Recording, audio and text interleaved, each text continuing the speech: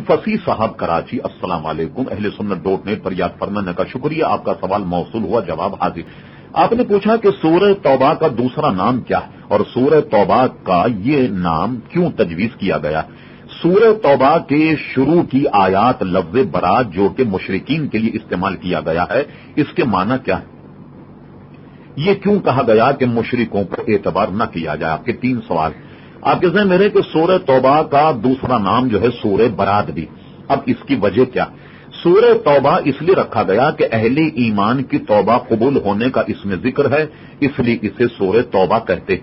अब इसको सूरह बरात क्यों कहा जाता है। मुशरिकीन ने अरब के साथ जितने भी साबिका माहिदे थे उनको मनसूख करने का ऐलान कर दिया गया, इसलिए इसे बरात कहते हैं। बरात के माने चूंकि नजात के हैं, यानी ये माहिदों से नजात मिल गई, सारे माहिदे खत्म हो गए, इसलिए इसको सूरह बरात भी कहा जाता। फिर उसके बाद आपने पूछा कि ये क्यों कहा गया है कि मुशरिकों पर एतबार न किया जाए।